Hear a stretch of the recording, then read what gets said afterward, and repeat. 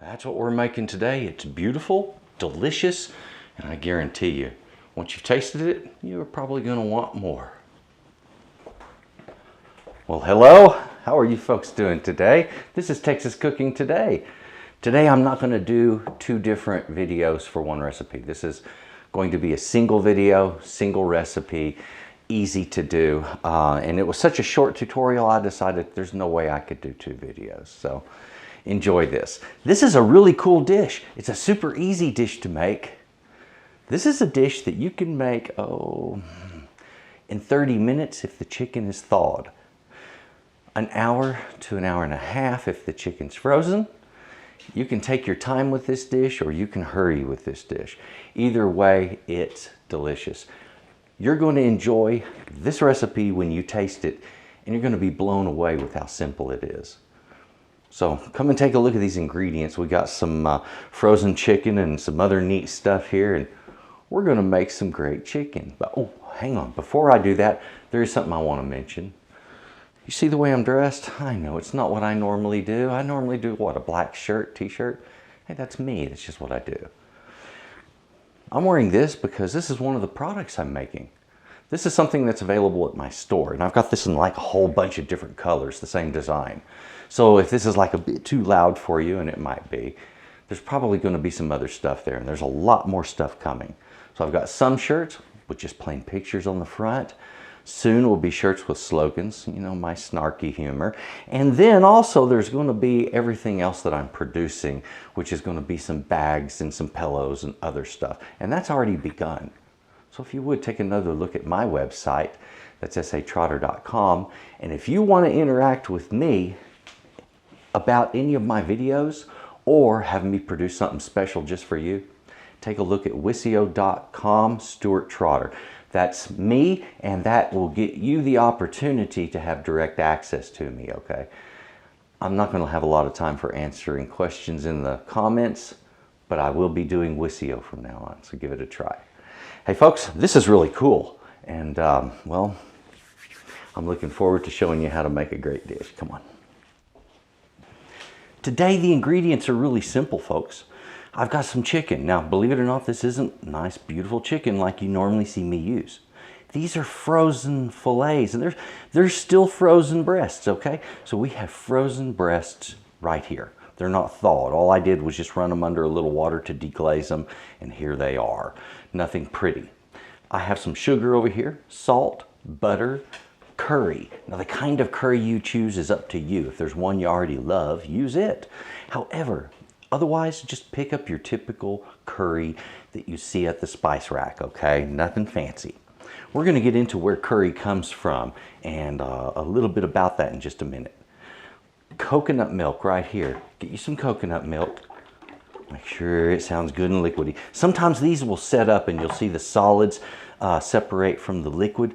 Don't worry about that. You can still use it if that happens. Just break it open and pour it into the pot and start stirring. It will come together. Also, we're going to be making some rice today. Now, the rice that I have out here is some basmati rice. It's really cool stuff. Delicious.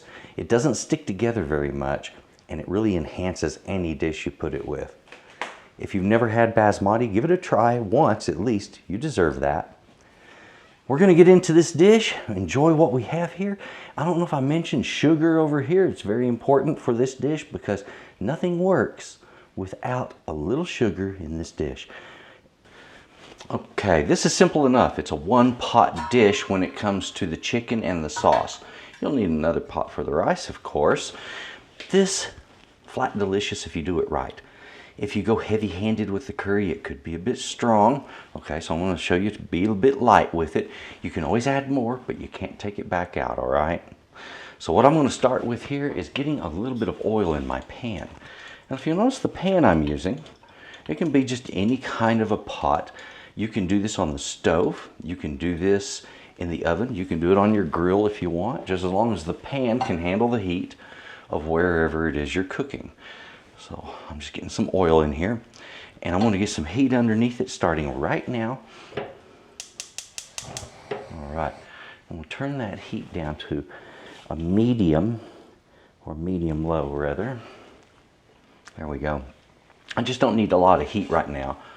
I'm going to be doing mine in the oven. I like the heat in the oven is a little more stable. It's not quite as hot as the stove will get this, and it allows a more subtle flavor to come out of the chicken. It increases your cooking time a little bit. However, after work, don't you want a little relaxation, a little time to just get away from it? This is perfect. Now I've already started the heat. We got the oil in here. Let's get the chicken in here. Okay, look at it. They're sticking together. Is that surprising? Not to me, it isn't. Okay, there we go. As I said, these are frozen. I'm not pulling anything special today. And the idea here is to show you that you can take stuff right out of your freezer and create a magnificent dinner with it.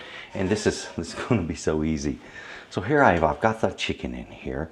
I need to add a little bit of salt for my dish. Okay, so I'm going to put in about a half a teaspoon to start with there.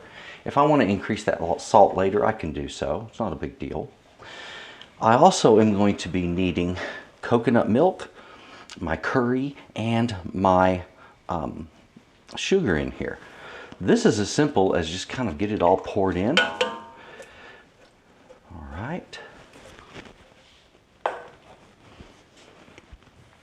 And I know it just seems ridiculously simple. It really is. Now here's the thing. Some years back I was working to develop a recipe for a panang. All right, I love panang. And so I wanted to do my own panang recipe. All right, well I did. I came up with a great panang. But however, in the process of working on that, I also came up with a few other things. And this is one of them. This is my coconut curry chicken. And I'm going to be doing, here we go, there's 1/2 of a teaspoon. There we go. A bit of a fumble fingers today. There's the rest.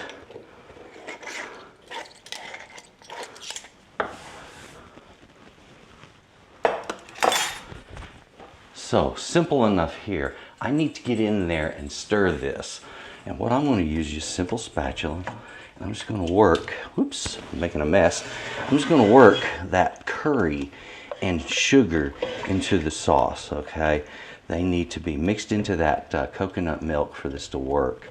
So I'm going to get it off of that breast if I can. Wash that off. There we go. All right. And I used olive oil when I started on this, and believe it or not, that it didn't get washed off. It's going to be a thin layer of oil against that pan, and that helps to make a cleanup a whole lot easier on this. And the olive oil really adds to the flavor. Okay, so enjoy that as well. There we go. So what we have is something very simple. I'm going to bring this up to a simmer. And after it starts simmering on the stove, I'm going to put it in the oven. Now I'm going to go ahead and start to preheat my oven now. I'll set the timer. So I'm preheating that now for 350 degrees. I've got a little bit of a mess to clean up right down here, and I'm going to let this come to a simmer. Now, as far as the rice, don't worry about the rice right now. Rice will cook in 15 minutes, all right? And I'm going to be doing that towards the end of this cook. This, once it hits the oven, will be in there for 1 hour, all right? And at about the 50-minute mark, I'm going to set my rice on a burner and start bringing it up. As soon as that rice starts to cook, I'm going to turn the oven off. I'll just let this rest in the oven, okay? It'll be fine. Once that rice is cooked, our dish is ready to go. That's all there is to this one. Curry, where did it come from? Something I wanted to mention to you in this little quickie lesson. Curry is a word that started with the British, okay? It starts from an Indian word that's pronounced more like curry. And curry, K-A-R-Y, curry is a word in India that means sauce, okay? So if you go to India and you say, I want my chicken with curry, they're going to think you want your chicken with sauce, and they're not going to know what kind of sauce you want. They're going to be guessing. All right, so don't use that word there. Curry is a British word. It started with British traders selling spices to the Japanese that quickly jumped on it because they like that flavor. The flavors were to mimic flavors that people from the British or from Britain were receiving while they were in India. A lot of the flavors that they were tasting, they wanted to take back to their homeland, to Great Britain, and so they came up with a grouping of spices that resembled something similar to what they had eaten. All right, and that's how kind of curry got started. Now, curry is a word that means a grouping of spices, all right? Nothing more. Curry is not a plant. There's no such thing as a curry plant. The same way there's no such thing as a chipotle plant. Curry is a group of spices. And I'm just waiting for somebody to argue that. That's going to be so much fun. The truth of the matter is curry is all over the world. You can get Thai curries, which is a Thai grouping of spices, you know, and their curries are great. Red curries and green curries are fantastic. The yellow curries, which resemble or which are meant to resemble flavors in India, are a little more commonplace in the kitchen in the United States. Okay, this is starting to bubble. I'm going to lower my heat to a low, and I'm going to keep doing that until it's good, up to a good high simmer. Once it is and the oven's preheated, it goes in the oven at 350, and I'll start the timer for 1 hour. Something I wanted to mention on the rice, okay, if you're going to be making rice, the proportions on rice are always very simple, ladies and gentlemen. Do yourself a favor and learn this basic rule. Rice is 2 to 1. 2 parts water, 1 part rice. So if you've got 1/4 of a cup of rice, you need 1/2 cup of water. If you have 1/2 cup of rice, like I have here, you need 1 cup of water. Now, if you're going to make rice for 4 people, you need a full cup of rice and 2 cups of water. All right, and that's going to give you a good quality rice. In the pot here, I have some butter and some salt that's already in there. So I'll put about a tablespoon of butter in there, about 1/2 teaspoon of salt. And when I'm ready to make my rice, all I do is pour the water in, bring it up to a boil with it covered. Once it starts to boil, I pour in the rice, stir it, bring it to a boil again. The minute it boils, there's our oven. The minute the rice boils, I turn down that temperature to low, cover it, and it's usually about 15 minutes in the cook. Just that simple. All right, let's take a look here. Oh, got a nice simmer going on here. There is a slight light pale yellow color, okay? Nothing like really intense yellow. And that's what you want, pale and light. All right, we're gonna get the chicken in the oven, and once it's in there, we just go and hang out, folks. It needs an hour to just sit in the oven and be itself, all right? So, don't overwork this dish. It's one where being easy about it counts. All right. There it is. I'll just come back in, about an hour. Boom, there we go. All said and done. I've got this. I'm finished with it until I need to heat my rice. This is such an easy dish. And if I want to do another vegetable with this, like carrots or something, hey, that's a great item to go with. Good consideration here. Alrighty, my timer's about to go off. So I've got everything ready here. I have back here some carrots that I'm going to be cooking, in addition to one I'm going to be garnishing with. I have the water in this, so I'm going to put it on my small burner, get it started. All right, I want to bring that water to a boil, and as soon as it does, I'll stir in the rice. I stir it one more time before I cover it, and that's after it comes to a boil, and that keeps the rice from sticking and clumping. Okay, that's all it does. Once you've covered it, once covered, just leave the rice alone. You don't have to mess with it at all. Of course, when you're cooking carrots, they just need to be gently cooked. So simmer lightly, and they will be happy little fellas. All right, and as far as our chicken goes, it's still in the oven, and I am going to turn off the burner on the oven, but I'm just going to leave it in there, okay? And it can sit there and cook in the residual heat and also slowly come down in temperature, and it really makes for a wonderful dish.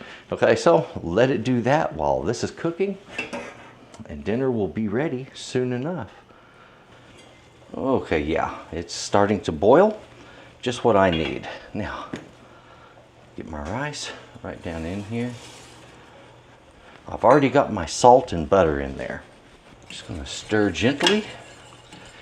And whenever I'm doing rice, and I can't stress this, rice needs simplicity, okay? The more simple you keep it with rice, the better off you are. So we're looking strictly to bring it to a boil. After it comes to a boil, turn it to low, leave it covered, and let it cook until the steaming slows down. That tells you that most of the water's cooked out. That also tells you you're done. Usually around 15 minutes on this amount, probably 15 to 17 if you're cooking a full cup. So it changes just slightly, but not a lot. And when it comes to rice, how it comes out has less to do with the time you cooked it and more to do with the amount of water you started with, all right? Not a lot steams off. Most of it cooks into the rice. Okay, let's check our rice again. It's starting to stick just a little bit on the bottom. I can feel it. And that's one of the reasons I do this. It kind of breaks that loose. It makes sure that the kernels aren't going to stick to each other. They've already come to a boil once, which means they are ready to cook. All I need to do now is lower my heat so that it's not a high simmer, it's a low. So I'll have good rice in 15 minutes. And that's where I'm setting my timer, right here.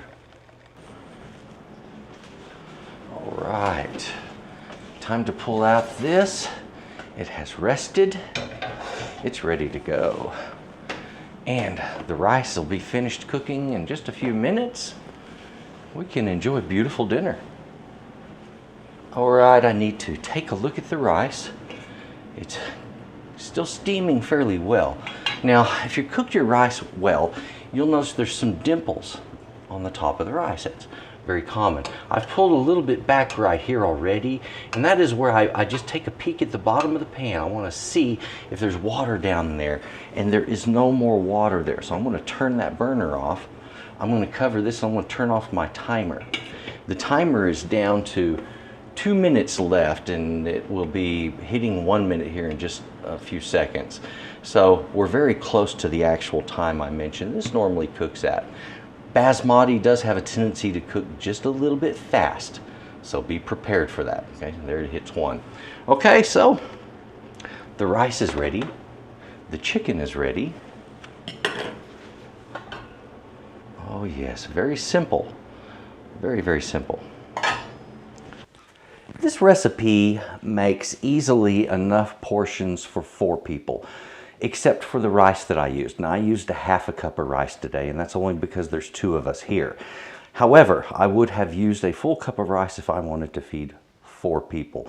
So that would have been 1 full cup of rice to 2 cups of water, which you always remember your proportions. It's 2 to 1 on that rice. And then a couple of tablespoons of butter and some salt in that rice. And it's only about a half a teaspoon of salt is all you need. A can of coconut milk, a half to 3/4 of a teaspoon of curry, and 1/4 of a cup of sugar for the coconut curry sauce. Also, you're going to need a half a teaspoon of salt in that sauce. As you've seen, cooking this up doesn't take just a whole lot. It's really simple. But what you need to see is the end result, that beautiful dish. Now let's take a look at that. All right, it's time for us to put together our dish. I'm going to move some things around just to make my life a little bit easier. There we go. I've got that fantastic rice. Now, the neat thing, as I said before, basmati rice, it doesn't have a lot of starch in it, so it's not a real sticky kind of rice. It doesn't have that quality to it. There we go. But it is incredibly good tasting. And you might think, oh, well, what's so different about it? Well, it's substantially different. The flavor of basmati tastes like there's some sort of an herb in there. It's really unique, and it's very tasty. Once you've tried it, I think you'll like it. All right, our chicken. And this is not like your super elegant dish. However, there's a few things that we can do. We're going to work on this, okay? I'm going to put the chicken right here to begin with. I'm going to flood my plate with some of that beautiful sauce. Okay. There we go. There's plenty of this sauce to go around. Everybody's going to get plenty. It's going to be delicious. It's a wonderful communal kind of dish. There we go. Now, before I get into this, I want to play with my carrot just a little bit here. Line some carrot up here, and here, and here.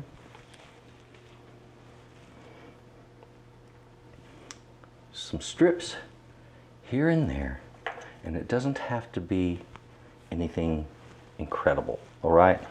So when it comes to doing something like this, honestly, that KISS method really comes into play. Use it. All right. And there we have it. One beautiful little coconut curry chicken. All righty. Hey, delicious. You know, I came up with this dish sometime back. You know, I was working on a Penang recipe, but also I was working on recipes I could easily do at home without having a lot of extra work. In other words, come home, grab frozen breasts out of the fridge, or I should say the freezer, and grab some coconut, oh man, some coconut milk, some curry, a little sugar, boom. Here I am, just a little over an hour later. The chicken is tender, delicious. That sauce, oh man. The sauce is memorable. It really is. And you're going to be thinking of all kinds of other stuff to make with this sauce. Pardon me. Delicious. I can't wait to get into this. I love this dish. Please do me a favor. Take a look at my website. That's S.A.Trotter.com. That's where I have my recipes provided in PDF form. Shirts, pillows, bags are to come. There are prints there. My services are there. That is where I pull everything together, is at my website. Texas Cooking Today, what you've been watching, is a project of S.A.Trotter Arts. S.A.Trotter Arts is my company, and S.A.Trotter.com is where it's centered. So please take a look at that, and thank you very much for watching this. Folks, have a good day. Look in the description box. That's where you're going to find the links to all the stuff I'm talking about. And thank you very, very much. Have a good day. Bye-bye.